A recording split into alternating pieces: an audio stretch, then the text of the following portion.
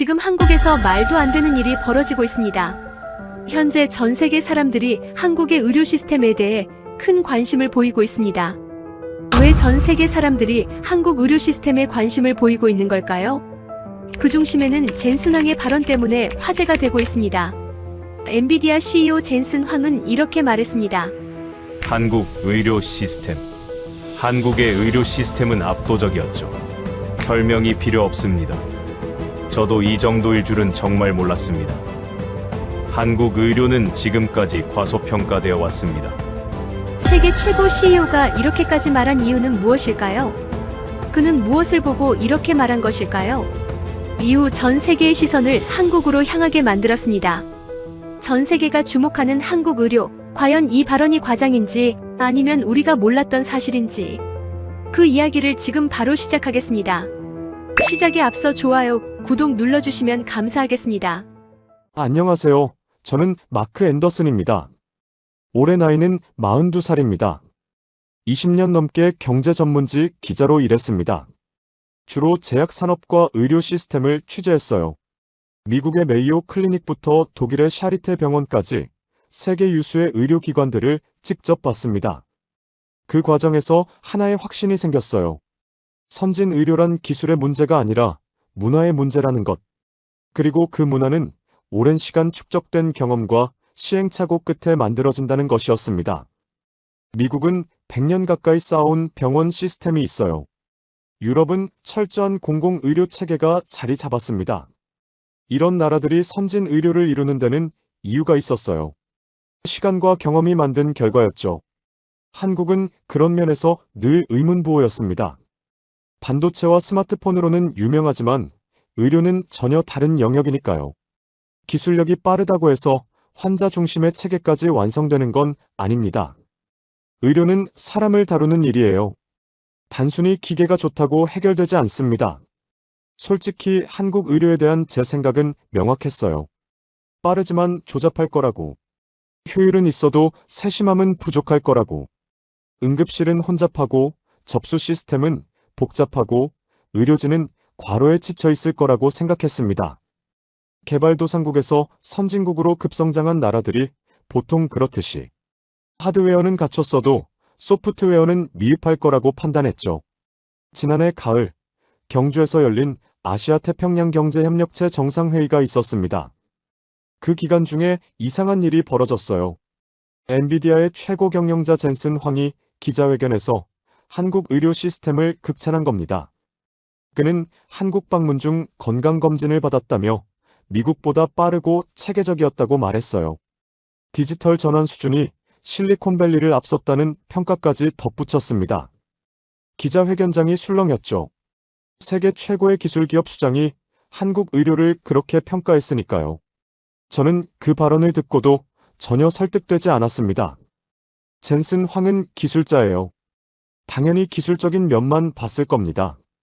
디지털 기기가 많고 화면이 번쩍번쩍하니까 감탄한 거겠죠. 하지만 의료는 그런 게 아닙니다. 환자를 대하는 태도, 응급 상황에서의 판단력, 의료진 간의 협력 체계. 이런 것들은 기계로 해결되지 않아요. 아마 의전 차원에서 좋게 말해준 거겠죠. 정상회의 분위기상 호의적인 발언을 한 거라고 생각했습니다. 실제로는 미국이나 유럽의 주요 병원들과 비교하면 여러 면에서 부족할 게 뻔했어요. 그런데 그로부터 넉 달 뒤 본사에서 아시아 의료시장 특집 기사를 기획했습니다. 편집장은 저에게 한국 취재를 맡겼어요. 일본, 싱가포르, 한국 세 나라를 비교 분석하는 기획이었죠. 솔직히 내키지 않았습니다. 이미 머릿속에 결론이 있었으니까요. 한국은 빠르지만 체계적이지 않을 거라는. 젠슨 황의 발언은 과장이고 실제로 가보면 문제점이 드러날 거라는. 하지만 기자니까 가야 했어요. 직접 확인하는 게 제 일이었습니다. 2025년 3월 18일 인천공항에 도착했습니다. 공항은 깔끔했어요. 시설이 현대적이었고 안내 표지판도 잘 돼 있었습니다. 하지만 그게 뭐 대단한 일일까요? 공항이 좋다고 병원까지 좋은 건 아닙니다. 오히려 저는 의심했죠. 겉만 번지르르하고 속은 엉성한 경우를 많이 봤으니까요. 개발도상국들이 의뢰 그렇습니다. 외국인에게 보이는 곳만 화려하게 꾸미는 거예요. 공항, 호텔, 컨벤션 센터. 이런 곳들은 인류처럼 보이지만 실제 국민들이 이용하는 시설은 수준이 떨어지는 경우가 많습니다. 입국 심사를 마치고 짐을 찾았습니다. 택시를 탔어요. 기사에게 서울 종합의료센터로 가달라고 했습니다. 한국에서 가장 큰 병원 중 하나라고 들었죠. 규모만큼 문제도 많을 거라고 예상했어요. 큰 병원일수록 환자가 몰립니다. 그러면 시스템이 마비되기 쉬워요. 접수 창구마다 긴 줄이 늘어서고 대기실은 북적이고 의료진은 환자를 제대로 볼 시간도 없이 기계적으로 일하게 됩니다. 미국의 대형 병원들도 그래요. 시스템이 아무리 좋아도 환자가 많으면 한계가 있는 겁니다. 차 안에서 다시 젠슨 황의 발언을 떠올렸습니다. 그는 분명 이렇게 말했어요. 한국 병원에서는 대기 시간이 거의 없었다고. 모든 절차가 디지털로 연결돼 있어서 환자 정보가 실시간으로 공유된다고 했습니다. 심지어 응급실에서도 10분 안에 담당 의사를 만날 수 있었다고 덧붙였죠. 말도 안 되는 소리였어요. 미국의 유명 병원들도 전자의료기록 시스템을 씁니다. 하지만 대기는 여전히 깁니다. 응급실에서 한두 시간 기다리는 건 기본이고 심하면 서너 시간도 대기해요.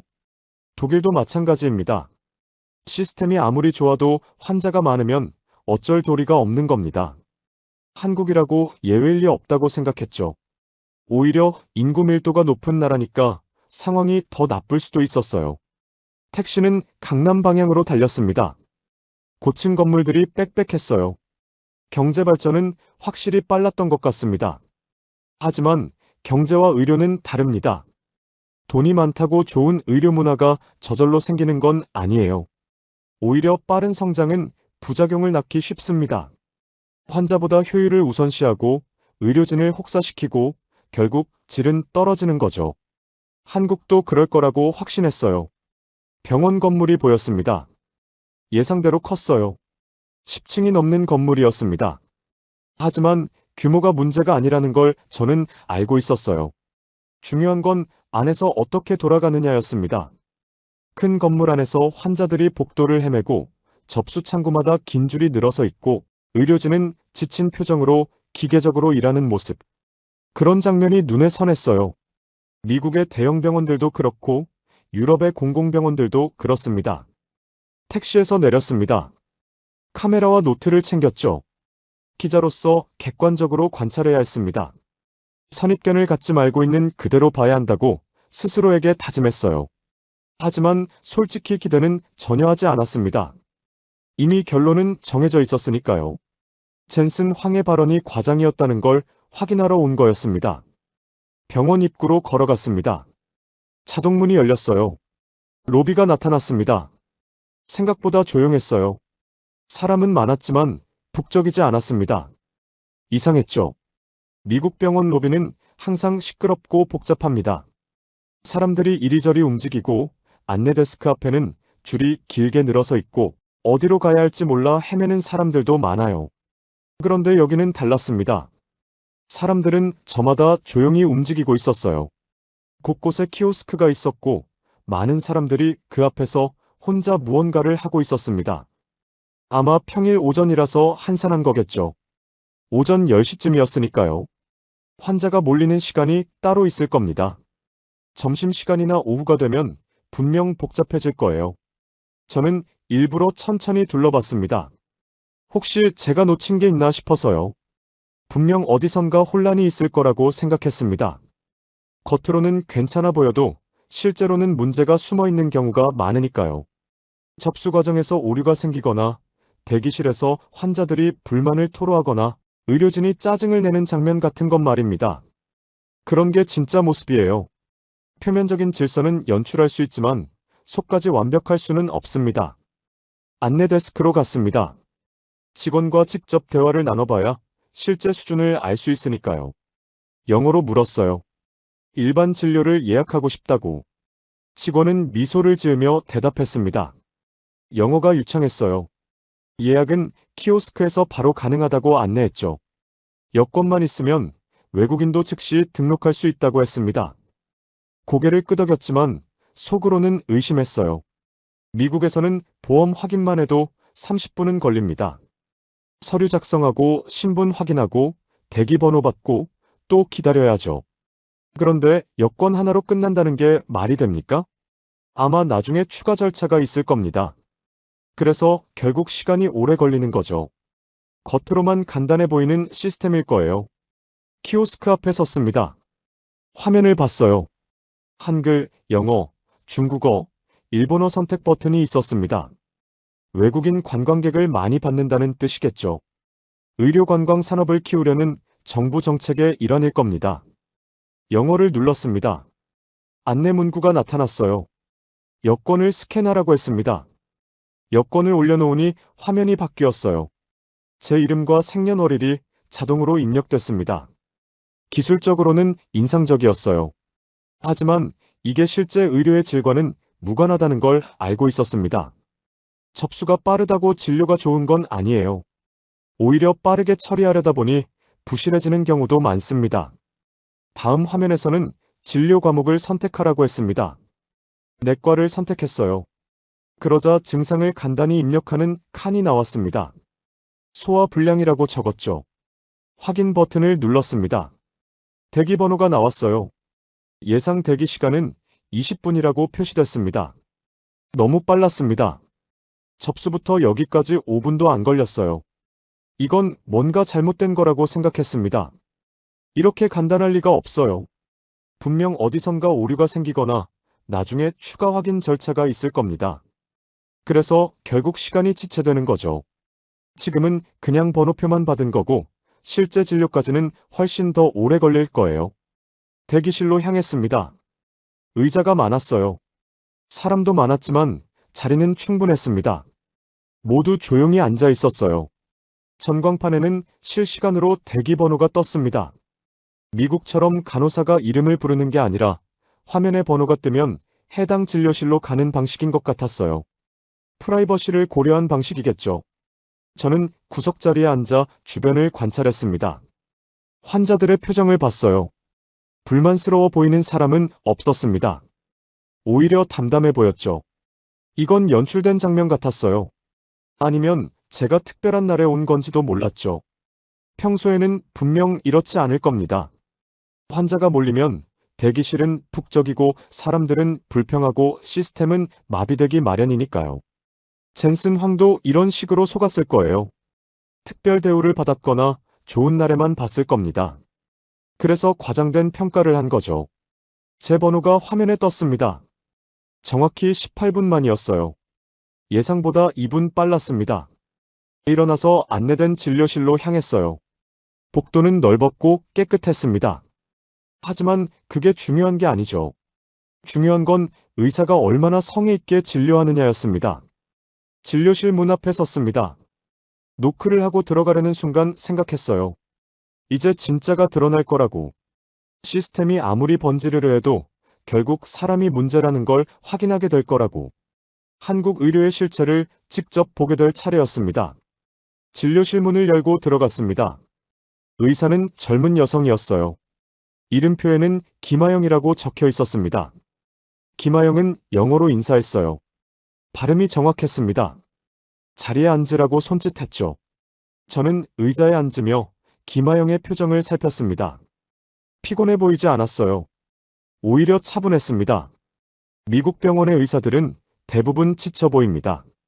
하루 종일 환자를 보느라 눈에 피로가 가득하죠. 김하영은 태블릿을 들고 있었습니다. 화면에 제 정보가 이미 떠 있었어요. 접수한 지 얼마 안 됐는데 어떻게 벌써 연동된 건지 이해가 안 됐습니다. 증상을 물었어요. 저는 소화불량과 속쓰림이 있다고 말했습니다. 김하영은 추가 질문을 했어요. 식습관은 어떤지, 스트레스는 많이 받는지, 가족 중에 위장 질환이 있는지 물었죠. 질문이 체계적이었습니다. 미국 의사들도 비슷한 질문을 합니다. 하지만 속도가 달랐어요.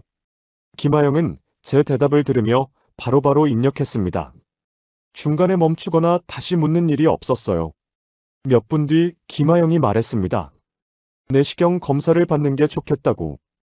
오늘 오후 2시에 예약이 가능하다고 했어요. 순간 멈췄습니다. 오늘이요? 지금 당장요? 미국에서는 내시경 예약에 최소 일주일은 걸립니다. 길면 한 달도 기다려요. 그런데 당일 오후라니. 김하영은 태블릿을 몇 번 터치했습니다. 그리고 화면을 제게 보여줬어요. 예약 완료됐다고 했습니다. 추가 서류도 필요 없다고 했죠. 제 정보가 이미 시스템에 등록됐다고 했습니다. 문득 젠슨 황의 발언이 떠올랐습니다. 그는 기자회견에서 분명 말했어요. 한국 병원에서는 당일 검사가 가능했다고. 대기 시간이 거의 없었다고 했죠. 그때는 과장이라고 생각했는데 지금 제가 똑같은 경험을 하고 있었습니다. 진료실을 나왔습니다. 복도에 섰어요. 머릿속이 복잡했습니다. 방금 본 게 정상적인 건가요? 아니면 제가 특별 대우를 받은 건가요? 점심시간이 다가왔습니다. 병원 식당으로 갔어요. 주문 시스템을 보니 또 키오스크였습니다. 음식은 10분 만에 나왔어요. 식사를 하는 동안 주변을 관찰했습니다. 사람들은 조용히 식사했고 쓰레기는 제자리에 버렸어요. 직원들도 효율적으로 움직였습니다. 혼란이 없었어요. 식사를 마치고 응급실로 향했습니다. 원래 계획이었어요. 응급실을 보면 병원의 진짜 실력을 알 수 있으니까요. 응급실 입구에 도착했어요. 안내 데스크에서 취재 목적을 밝혔습니다. 직원은 잠시 기다리라고 했어요. 곧 담당자가 나왔습니다. 중년 남성이었어요. 이름은 이준호. 응급실 관리 책임자라고 했습니다. 이준호는 영어로 설명을 시작했어요. 취재는 가능하지만 환자 얼굴은 촬영할 수 없다고 했습니다. 당연한 규칙이었죠. 응급실 문이 열렸습니다. 예상과 달랐어요. 조용했습니다. 사람은 많았지만 소란스럽지 않았어요. 환자들은 각자의 공간에서 치료를 받고 있었고 의료진은 빠르게 움직이고 있었습니다. 미국 응급실은 대부분 전쟁터 같습니다. 환자들이 복도에 누워있고 의료진은 소리를 지르며 뛰어다니고 보호자들은 불안한 표정으로 서성입니다. 그런데 여기는 달랐어요. 이준호가 설명했습니다. 이 응급실은 중증도 분류 시스템으로 운영된다고 했어요. 환자가 도착하면 즉시 트리아지 간호사가 상태를 평가합니다. 그리고 중증도에 따라 분류한다고 했죠. 이론상으로는 맞는 말입니다. 미국도 그렇게 해요. 하지만 실제로는 잘 안 됩니다. 환자가 몰리면 분류 자체가 지연되고 결국 모든 게 밀리는 거죠. 한 환자가 들어왔습니다. 구급차에서 내렸어요. 트리아지 간호사가 즉시 다가갔습니다. 환자 상태를 확인했어요. 30초도 안 걸렸습니다. 그리고 바로 중증구역으로 이동했죠. 의사가 대기하고 있었어요. 환자가 도착하자마자 치료가 시작됐습니다. 믿기 어려웠어요. 중간에 멈추는 순간이 없었습니다. 구급차 도착부터 의사 접촉까지 2분도 안 걸린 것 같았어요. 이준호에게 물었습니다. 항상 이렇게 빠르냐고. 그는 고개를 끄덕였어요. 중증 환자는 평균 5분 안에 전문의를 만난다고 했습니다. 또 젠슨 황의 말이 떠올랐습니다. 그는 응급실 대기 시간이 10분 이내였다고 말했었어요. 그때는 말도 안 된다고 생각했는데 지금 제 눈앞에서 그게 실제로 벌어지고 있었습니다. 이준호가 저를 안내했어요. 응급실 중앙 모니터링 시스템을 보여줬습니다. 모든 환자의 상태가 실시간으로 표시되고 있었어요. 대기 시간, 중증도, 담당 의료진까지 한눈에 볼 수 있었습니다. 이준호가 말했습니다. 젠슨 황도 이 시스템을 봤다고 했어요. 당시 그가 감탄했다고 덧붙였죠. 실리콘밸리에도 이런 건 없다고 말했다더군요. 그 말을 듣는 순간 묘한 기분이 들었습니다. 젠슨 황이 과장한 게 아니었을지도 모른다는 생각이 들었어요. 하지만 여전히 확신할 수 없었습니다. 다른 환자가 왔습니다. 걸어 들어온 걸 보니 경증인 것 같았어요. 트리아지 간호사가 간단히 확인했습니다. 그리고 일반 구역으로 안내했어요. 거기서도 의료진이 기다리고 있었습니다. 이준호에게 또 물었습니다. 의료진이 과로하지는 않느냐고. 이렇게 빠르게 돌아가면 지치기 쉬울 텐데요. 이준호는 고개를 저었어요. 오히려 반대라고 했습니다. 시스템이 효율적이어서 불필요한 업무가 줄어든다고 했어요. 이해하기 어려웠습니다. 효율적인 시스템이 의료진의 부담을 줄인다? 미국에서는 시스템이 복잡해서 의료진이 더 지칩니다. 서류 작성하고 보험사랑 통화하고 행정 업무에 시간을 뺏기죠. 응급실을 나왔습니다. 머릿속이 더 복잡해졌어요. 방금 본 게 진짜일까요? 아니면 제가 착각한 건가요? 혹시 제가 있어서 평소보다 더 잘하는 건 아닐까요? 하지만 그럴 리 없었습니다. 응급실은 연출할 수 있는 곳이 아니에요. 환자는 계속 들어오고 상황은 예측할 수 없습니다. 복도를 걸으며 생각했습니다. 젠슨 황의 말이 과장이 아니었을지도 모른다고. 그가 본 것도 이런 모습이었을 거예요. 하지만 여전히 의문이 남았어요. 이게 정말 지속 가능한 걸까요? 오늘만 우연히 잘 돌아간 건 아닐까요? 시계를 봤어요. 오후 1시 반이었습니다. 곧 내시경 검사 시간이었죠. 내시경센터로 향했습니다. 내시경센터 입구에 도착했어요. 접수 창구에 갔습니다. 직원은 제 이름을 확인하고 바로 안내했어요. 대기실로 가라고 했습니다. 추가 서류는 없다고 했죠. 대기실에는 사람이 몇 명 있었습니다. 곧 제 이름이 불렸습니다. 준비실로 들어갔어요. 간호사가 검사복을 주며 갈아입으라고 했습니다. 검사 과정과 주의 사항을 차근차근 알려줬어요. 검사실로 들어갔습니다. 의사가 있었어요. 이름표에는 박정우라고 적혀 있었습니다. 박정우는 영어로 인사했어요. 편하게 누우라고 했습니다. 진정제를 투여받았습니다. 곧 졸음이 왔어요. 검사가 시작됐습니다. 불편하지 않았어요. 금방 끝났습니다. 눈을 떴을 때 박정우가 모니터를 보고 있었습니다. 화면에는 제 위 내부 사진이 떠 있었어요. 박정우가 설명하기 시작했습니다. 염증이 조금 있지만 심각하지 않다고 했어요. 회복실로 옮겨졌어요. 30분 정도 쉬었습니다. 간호사가 상태를 확인했어요. 괜찮다고 하자 일어나도 된다고 했습니다. 처방전을 받았습니다. 병원 내 약국으로 가라고 했어요. 약국은 1층에 있었습니다. 처방전을 제출했어요. 5분 만에 약을 받았습니다. 병원을 나섰습니다. 오후 3시 반이었어요. 접수부터 진료, 검사, 약 수령까지 전부 5시간 반. 미국이었다면 며칠은 걸렸을 겁니다. 택시를 탔습니다. 호텔로 돌아가는 길이었어요. 창밖을 보며 생각했습니다. 오늘 본 것들이 진짜였을까요? 젠슨 황의 발언이 계속 머릿속을 맴돌았습니다. 그는 경주 기자회견에서 말했어요. 한국 의료 시스템이 놀라웠다고. 디지털화 수준이 실리콘밸리를 앞섰다고 했죠. 저는 그때 비웃었습니다. 기술자니까 기술만 봤을 거라고 생각했어요. 하지만 오늘 제가 경험한 건 단순히 기술의 문제가 아니었습니다. 접수 시스템, 진료 속도, 검사 예약, 응급실 대응. 모든 게 예상과 달랐어요. 혼란을 예상했는데 질서가 있었고, 지연을 예상했는데 신속했고, 비효율을 예상했는데 체계적이었습니다. 하지만 확신할 수 없었어요. 하루만 본 거니까요. 오늘이 특별한 날이었을 수도 있습니다. 평소에는 다를지도 몰라요. 호텔방에 도착했어요. 노트북을 켰습니다. 오늘 본 것들을 정리해야 했어요. 하지만 뭐부터 써야 할지 막막했습니다. 젠슨 황이 거짓말을 한 건 아닌 것 같았어요. 그가 본 것도 제가 오늘 본 것과 같았을 겁니다. 빠른 접수, 짧은 대기, 효율적인 흐름. 하지만 이게 정말 일상인지는 알 수 없었습니다. 한 번 더 가봐야 할 것 같았어요. 여러 번 봐야 확실히 알 수 있을 거예요.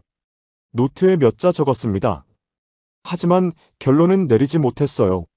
아직 확신할 수 없었으니까요. 한 가지는 분명했습니다. 제가 예상했던 것과는 완전히 다르다는 것. 혼란과 비효율을 예상했는데 그게 보이지 않았어요. 내일 다시 가봐야겠다고 생각했습니다. 응급실도 다시 보고 의료진과도 대화를 나눠봐야 할 것 같았어요. 시스템만으로는 설명이 안 되니까요. 젠슨 황의 발언을 다시 떠올렸습니다. 그는 한국 의료진의 대응이 인상적이었다고도 말했어요.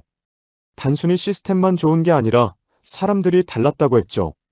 그 말의 의미를 이제 조금은 알 것 같기도 했습니다. 하지만 여전히 의심은 남아 있었어요. 하루만 봐서는 부족했습니다. 창밖을 봤습니다. 서울의 야경이 보였어요. 불빛들이 반짝이고 있었습니다. 오늘 경험한 것들이 우연일까요? 아니면 정말 이게 한국 의료의 실제 모습일까요? 알 수 없었습니다. 다만 한 가지는 확실했어요. 제가 알고 있던 의료 시스템과는 완전히 다르다는 것. 그 이유를 알아내야 했습니다. 다음 날 아침 일찍 다시 병원으로 향했습니다. 어제의 경험이 우연이었는지 확인하고 싶었어요. 한 번의 관찰로는 부족했습니다. 오전 8시에 도착했어요. 병원은 이미 움직이고 있었습니다. 로비에는 환자들이 있었고 의료진이 빠르게 이동하고 있었어요. 어제와 똑같았습니다. 1층부터 천천히 둘러봤어요. 접수구역을 봤습니다. 키오스크가 여러 대 있었고 사람들은 각자 원하는 기계를 선택해서 사용했어요. 대기줄이 생기지 않았습니다. 접수 창구도 있었지만 주로 노인들이 이용했습니다.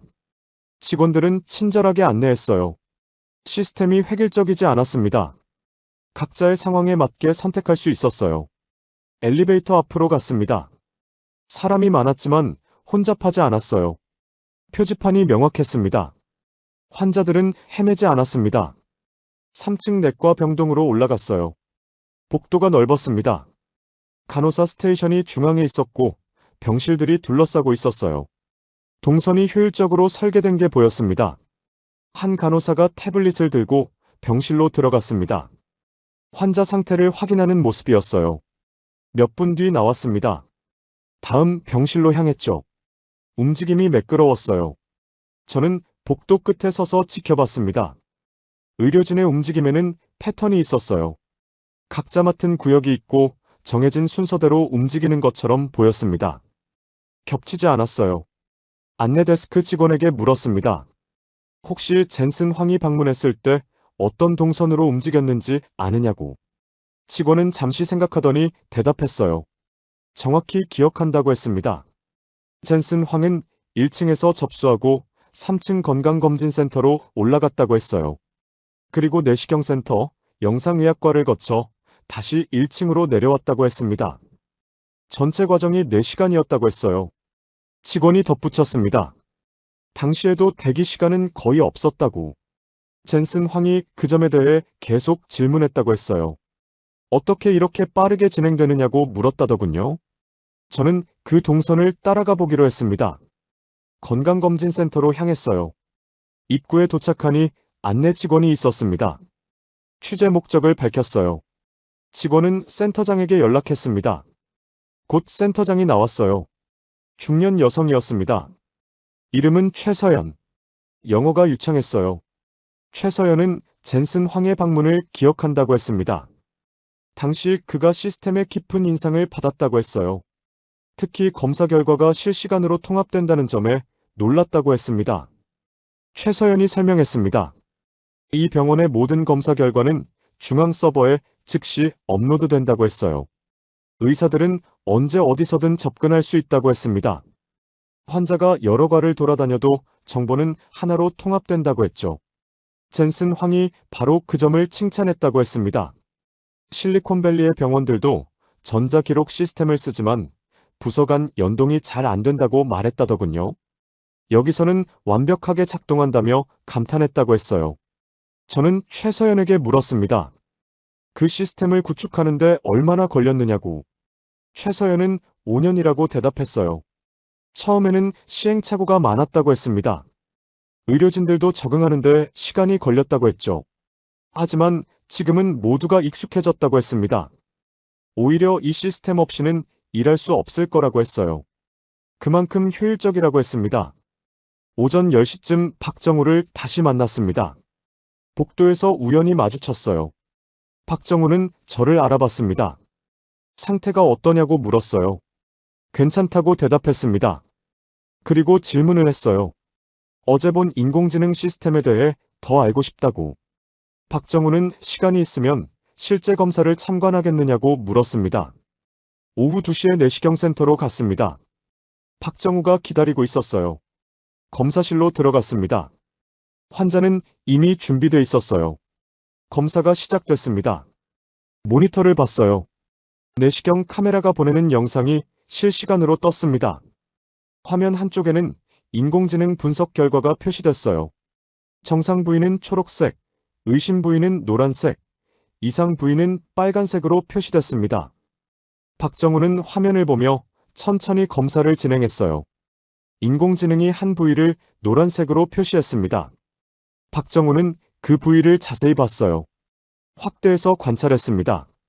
그리고 조직 검사를 했어요. 검사가 끝났습니다. 박정우는 결과를 설명했어요. 인공지능이 표시한 부위에서 초기 병변을 발견했다고 했습니다. 육안으로는 놓칠 수 있는 미세한 변화였다고 했어요. 박정우에게 물었습니다. 젠슨 황도 이 시스템을 봤느냐고. 박정우는 고개를 끄덕였어요. 당시 젠슨 황이 매우 흥미로워했다고 했습니다. 인공지능이 의사를 돕는 방식에 감탄했다고 했어요. 젠슨 황은 질문을 많이 했다고 합니다. 정확도는 얼마나 되는지, 의사들이 신뢰하는지, 도입 과정은 어땠는지 물었다더군요. 박정우는 하나하나 설명했다고 했어요. 박정우가 말했습니다. 젠슨 황이 인상적인 말을 했다고 해요. 기술은 사람을 대체하는 게 아니라 돕는 거라고. 이 병원이 바로 그걸 제대로 구현했다고 말했다더군요. 내시경센터를 나왔습니다. 다시 병동으로 갔어요. 이번에는 간호사들을 관찰하기로 했습니다. 4층 외과 병동으로 갔습니다. 김하영이 보였습니다. 어제 진료를 봐준 의사였는데 오늘은 병동 근무인 것 같았어요. 김하영은 태블릿을 들고 병실을 돌았어요. 환자 상태를 확인하고 필요한 조치를 취했습니다. 움직임이 빨랐지만 서두르는 느낌은 없었어요. 한 병실에서 알람이 울렸습니다. 김하영이 즉시 달려갔어요. 환자가 통증을 호소하고 있었습니다. 김하영은 먼저 환자를 진정시켰어요. 그리고 바이탈 사인을 확인했습니다. 의사에게 연락했죠. 의사가 곧 도착했습니다. 환자를 진찰했어요. 김하영은 옆에서 필요한 물품을 준비했습니다. 의사가 지시하기 전에 이미 준비돼 있었어요. 상황이 안정됐습니다. 의사가 나갔어요. 김하영은 환자 곁에 남아 있었습니다. 계속 상태를 지켜봤어요. 환자가 편안해지자 그제야 다른 병실로 향했습니다. 저는 김하영에게 말을 걸었습니다. 대응이 빨랐다고. 김하영은 웃으며 대답했습니다. 시스템이 도와준다고 했어요. 태블릿을 보여줬습니다. 환자의 모든 정보가 실시간으로 업데이트된다고 했어요. 투약 기록, 검사 결과, 의사 지시 사항까지 다 볼 수 있다고 했습니다. 또 하나 중요한 게 있다고 했어요. 알림 시스템이라고 했습니다. 환자에게 이상이 생기면 자동으로 알림이 온다고 했어요. 김하영이 말했습니다. 젠슨 황도 이 시스템을 봤다고 해요. 병동을 둘러보며 계속 질문했다더군요. 어떻게 이렇게 효율적으로 운영되느냐고 물었다고 합니다.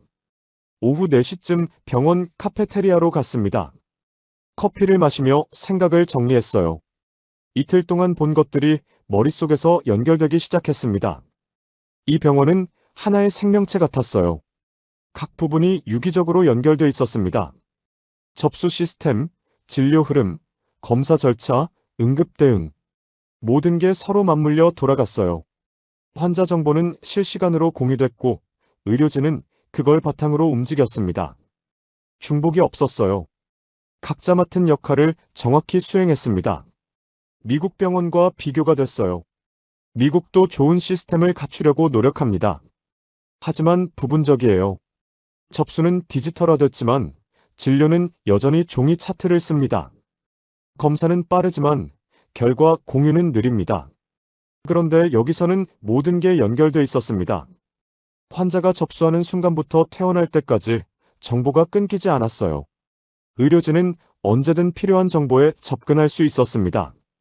젠슨 황이 감탄한 이유를 이제 알 것 같았어요.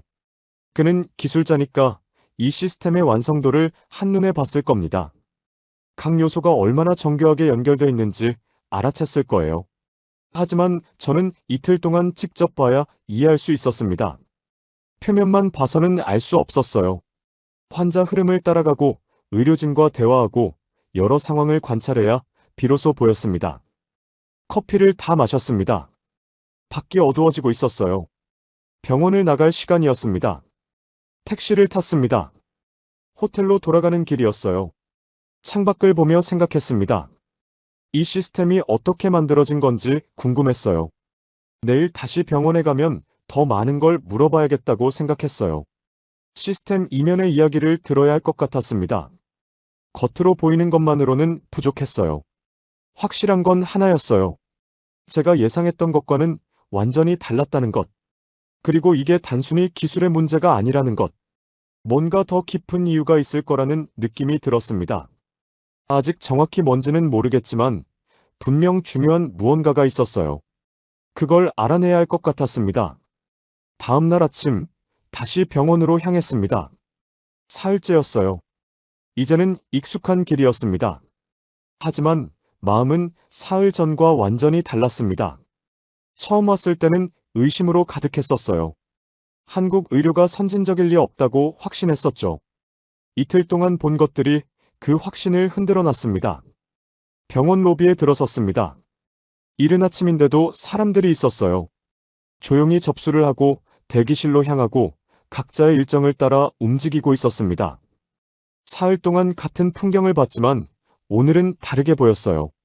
이 질서가 어디서 오는 건지 궁금했습니다. 단순히 시스템 때문일까요? 아니면 다른 이유가 있을까요? 4층 병동으로 올라갔습니다. 오늘은 의료진의 하루를 처음부터 끝까지 지켜보기로 했어요. 아침 회진부터 저녁 인계까지. 그래야 진짜 모습을 볼 수 있을 것 같았습니다. 간호사 스테이션에 도착했어요. 김하영이 보였습니다. 야간 근무를 마치고 인계 중이었어요. 낮 근무 간호사에게 환자 상태를 하나하나 설명하고 있었습니다. 김하영의 표정을 봤어요. 밤샘 근무였는데도 지쳐 보이지 않았습니다. 오히려 집중력이 느껴졌어요. 환자 상태를 설명하는 목소리는 차분했고 놓친 부분이 없는지 꼼꼼히 확인했습니다. 인계가 끝났습니다. 김하영은 곧바로 나가지 않았어요.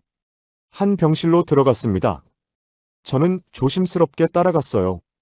병실에는 고령의 환자가 누워 있었습니다. 수술 후 회복 중이라고 했어요. 김하영은 환자 곁에 앉았습니다. 손을 잡아줬어요. 환자에게 말했습니다. 오늘 상태가 많이 좋아졌다고. 곧 회복될 거라고 했어요. 환자는 미소를 지었습니다. 김하영도 웃었어요. 몇 분 동안 이야기를 나눴습니다. 의학적인 대화가 아니었어요. 그냥 환자를 안심시키는 말들이었습니다. 김하영이 병실을 나왔습니다. 저는 물었어요. 근무가 끝났는데 왜 환자를 다시 찾아갔느냐고. 김하영은 잠시 생각하더니 대답했습니다. 그 환자가 어젯밤 불안해했다고 했어요. 그래서 괜찮아졌다는 걸 직접 보여주고 싶었다고 했습니다. 가슴이 뭉클했습니다. 이건 시스템으로 설명되지 않는 부분이었습니다. 근무가 끝났으면 그냥 가도 됩니다. 인계도 완료됐고 다음 담당자가 있으니까요. 하지만 김하영은 그렇게 하지 않았어요. 오전 10시쯤 박정우를 만났습니다. 약속이 있었어요. 마지막으로 궁금한 걸 물어보고 싶었습니다. 박정우의 진료실로 갔어요. 커피를 마시며 이야기를 나눴습니다. 저는 물었어요. 이 병원이 이렇게 움직일 수 있는 이유가 뭔지. 박정우는 잠시 생각했습니다. 그리고 말했어요. 기술 때문이 아니라고 했습니다. 기술은 도구일 뿐이라고 했어요. 중요한 건 사람이라고 했습니다. 의료진 하나하나가 환자를 중심에 두고 생각한다고 했어요. 시스템은 그걸 돕는 역할이라고 했습니다. 아무리 좋은 시스템도 사람이 제대로 쓰지 않으면 소용없다고 했죠. 박정우가 덧붙였습니다. 젠슨 황도 같은 질문을 했다고 해요. 왜 이렇게 잘 돌아가느냐고. 박정우는 같은 대답을 했다고 합니다. 기술이 아니라 사람이라고. 젠슨 황은 고개를 끄덕이며 말했다더군요. 한국의 진짜 힘은 기술이 아니라 사람에게 있다고. 박정우는 그 말이 지금도 기억난다고 했습니다. 진료실을 나왔습니다. 복도를 걸으며 생각했어요. 사흘 동안 본 모든 것들이 하나로 연결되기 시작했습니다. 빠른 접수, 짧은 대기, 효율적인 흐름. 이 모든 것들이 기술 때문만은 아니었어요. 의료진 하나하나가 자기 역할에 책임을 다했기 때문이었습니다. 김하영이 근무 후에도 환자를 찾아간 것. 박정우가 인공지능을 맹신하지 않고 직접 확인한 것. 응급실 의료진이 혼란 속에서도 질서를 유지한 것. 이런 것들이 쌓여서 전체를 만든 거였어요. 젠슨 황이 왜 그렇게 감탄했는지 이제 알 것 같았습니다. 그는 표면만 본 게 아니었어요. 그 안에 있는 사람들의 마음을 봤던 겁니다.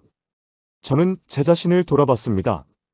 사흘 전 인천공항에 내렸을 때를 떠올렸어요. 그때 저는 확신에 차 있었습니다. 한국 의료가 미국이나 유럽만큼 체계적일 리 없다고 믿었어요. 그 확신은 어디서 왔을까요? 경험이라고 생각했지만 사실은 편견이었습니다. 20년 동안 미국과 유럽만 봤으니까 그게 최선이라고 믿었던 거예요. 젠슨 황의 말을 무시했던 것도 그 때문이었어요. 그가 감탄했을 때 저는 과장이라고 치부했습니다. 하지만 틀렸어요. 젠슨 황은 제대로 봤던 겁니다.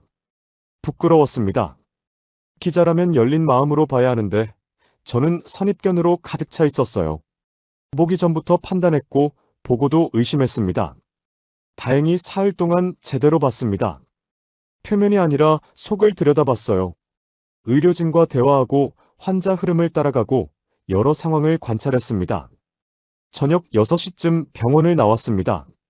마지막으로 로비를 둘러봤어요. 하루 일과를 마친 사람들이 하나둘 떠나고 있었습니다. 택시를 탔습니다. 호텔로 가는 길이었어요. 창밖을 보며 생각했습니다. 이제 기사를 써야 했어요. 하지만 어떻게 써야 할까요? 처음 계획했던 것과는 완전히 달라졌어요. 한국 의료의 문제점을 지적하려고 왔는데 오히려 배우게 됐습니다. 호텔방에 도착했습니다. 노트북을 켰어요. 빈 화면을 보며 한참 있었습니다. 결국 솔직하게 쓰기로 했습니다. 제가 가졌던 편견을, 그게 어떻게 무너졌는지를, 그리고 무엇을 배웠는지를 있는 그대로 쓰기로 했어요. 키보드를 두드리기 시작했습니다. 사흘 동안의 경험이 글로 옮겨졌어요. 김하영의 모습, 박정우의 진료, 응급실의 질서, 시스템과 사람의 조화. 글을 쓰면서 다시 한번 깨달았습니다. 선진국의 기준이 뭔지를. 돈이 많다고 선진국이 아니에요. 기술이 좋다고 선진국이 아닙니다. 큰 건물을 짓는다고 선진국이 되는 게 아니에요. 진짜 선진국은 사람을 먼저 생각하는 곳입니다. 환자를, 시민을, 서로를 배려하는 곳이에요. 시스템이 그걸 돕고 기술이 그걸 실현하는 곳입니다. 한국은 그걸 보여줬습니다. 완벽하지는 않을 거예요. 어느 나라도 완벽하지 않으니까요. 하지만 방향은 맞았습니다. 밤늦게까지 글을 썼습니다. 5,000 단어가 넘었어요. 평소보다 길었지만 줄일 수 없었습니다. 하고 싶은 말이 많았어요. 마지막 문장을 썼습니다. 오래 고민했어요. 어떻게 끝내야 할지. 저장 버튼을 눌렀습니다. 노트북을 닫았어요. 창밖을 봤습니다. 서울의 야경이 보였어요. 사흘 전에는 몰랐던 것들이 보였습니다. 저 불빛 하나하나 뒤에 사람들이 있다는 것. 각자의 자리에서 최선을 다하는 사람들. 한국을 이해하기 시작했습니다. 겉만 본 게 아니라 속을 봤어요. 그 안에 있는 사람들의 마음을 느꼈습니다. 이제 미국으로 돌아가야 합니다. 하지만 예전의 제가 아니었어요. 뭔가 달라졌습니다. 앞으로 다른 나라를 취재할 때도 이렇게 해야겠다고 다짐했습니다. 선입견을 내려놓고 열린 마음으로 보고 사람을 먼저 봐야겠다고. 침대에 누웠습니다. 피곤했지만 마음은 편했어요. 의미 있는 사흘이었습니다. 나는 한국을 취재하러 왔다가 나 자신을 돌아보게 되었다.